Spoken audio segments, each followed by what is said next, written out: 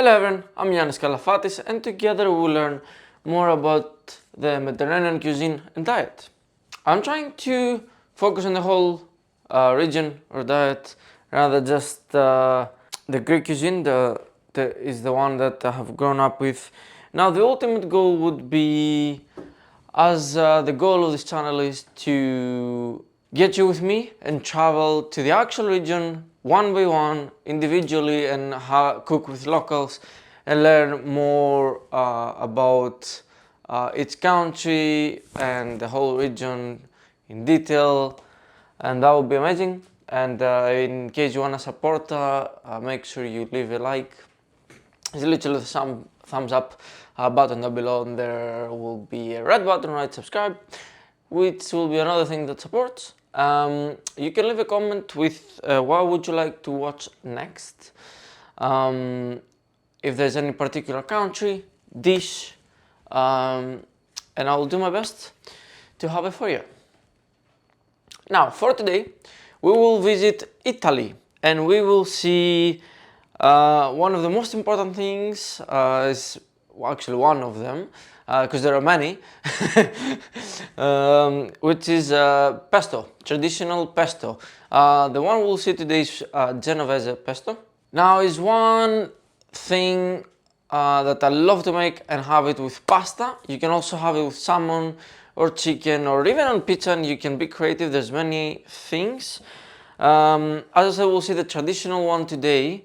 However, feel free to play around with the herbs, because I know quite a few Italian people and I've worked in Italian restaurants or with Italian chefs, as my experience comes from, or part of it, and I've seen them actually change, play around, like using rocket, mixing leaves and herbs, rather just do one. And you can also change the nuts.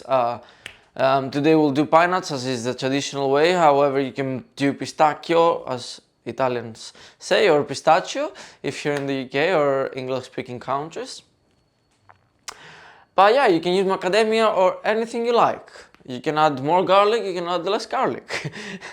You're free to do whatever you want. You can go the easy way and buy some basil from supermarket. However, if you're growing your own one, this is my beloved plant. I actually bought it like that, and then I decided around the cut it and use it all, that I will just put some water, sow some love, and actually maybe I'll change it into a pot and try to keep it and add some more herbs. Actually something really cool, because fresh herbs, like they have an amazing smell and they keep away the bugs. That's another very important thing.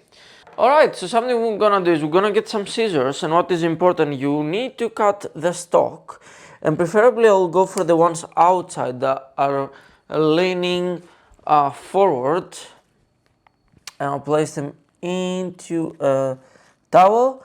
We're gonna do that so it grows. If you pick up the leaves one by one, as far as I know, I'm not that good in gardening, or I don't know as much. It's not gonna grow back. This is not enough, not even close. That's the amount I've got here. The thing is that it smells amazing, like actually amazing. Now I've bought some already, as you will see, to support it, because I don't want to ruin my plant, and I'll try to keep him alive and growing, and you'll keep seeing him. Okay, here we are. I changed lenses and we're ready to go. So here we've got our beautiful leaves that we're gonna wash them, because they might have dirt and bugs on them. And then I've got 2 more packs to support. The recipe will be can be found on our website, which the link can be found down below in the description, or you can just type yanniskalafatis.com and you'll find a lot of beautiful recipes. Let's have a look.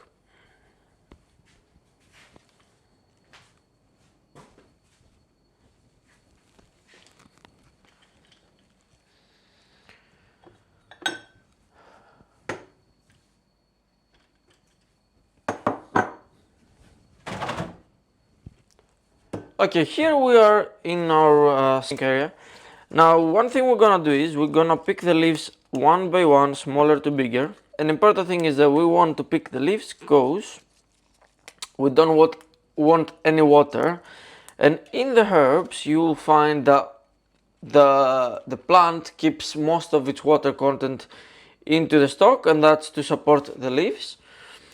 And this is one of the reasons that we don't want the stalk in our pesto. Now all of our leaves are green. If you see any yellow, don't add it because you're gonna affect the flavor, and you want your pesto to be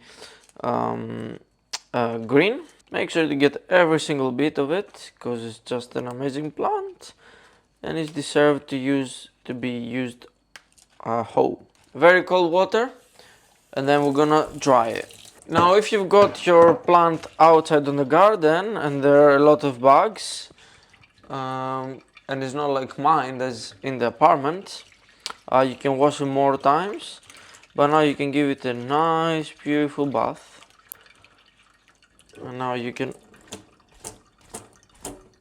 remove most of the water. Now it's very important we spread it into a sheet of kitchen roll, and then we get another one on top and gently press. You only want to extract the water and not to bruise it. Okay, the next step will be right here. We've got most of the stuff that we will need. Now there are two main ways that you can make pesto. Of course you can play around with that as well. Most people in Italy they use Pecorino, but there are other people that use Parmesan or Reggiano.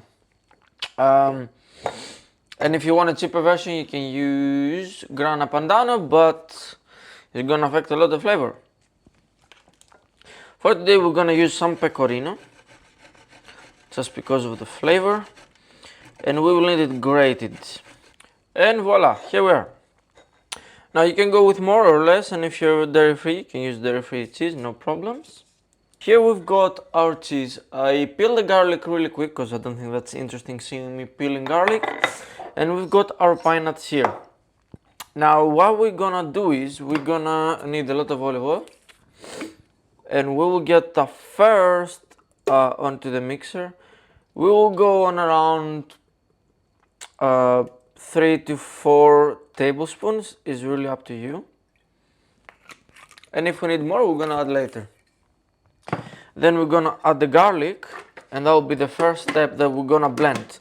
The last thing that we're gonna add is the basil, because then we don't want to lose color. We want to blitz it the least possible, so we want to have our mix ready, paste, whatever you wanna call it, and then add the leaves. Here we've got our mix. It looks like this here. There's not a lot of light. Oh, there you go. So this is incorporated. Now next we're gonna do is about a handful of pine nuts, and then if you want you can go a little bit more, maybe 1.5. If you wanna do less, do less. And now we will blitz a bit more. Now if you want it finer, you can go finer, but I love those little bits. And the next step is finally our basil. We're gonna go all in, there you go. And our cheese as well on top. That will help to push it down a little bit as well.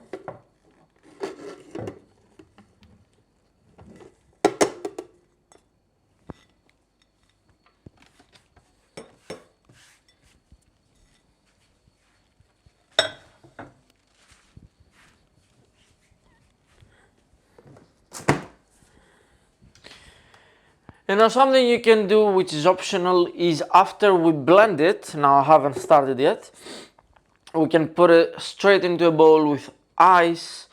In one bowl and another container below with ice. That way we'll cool it down fast, because once you blend you heat it up and you bruise it. And if you cool it down fast enough, or you can just pop it in the fridge quickly, which is something that we're gonna do. You don't lose color and flavor, and color is very important when you're making pesto. So now we're going on the maximum speed for around 30 seconds max. At some point we can stop to get with a maris or a silicone spatula most of the cheese and the bits that are stuck on the side. Now you can make it runnier or thicker, which is up to your preference. Usually I make it a bit runnier, so I added a bit more olive oil and it looks like this, which is a bit runnier than most people do. And what we're gonna do is, with the help of a maris, we'll go straight onto a bowl and put it in the fridge for a little bit to cool it down until we prepare our pasta. One thing I actually wanted to say is, please, for goodness sake, stop buying pesto from supermarket. It's the same. It tastes nothing like pesto.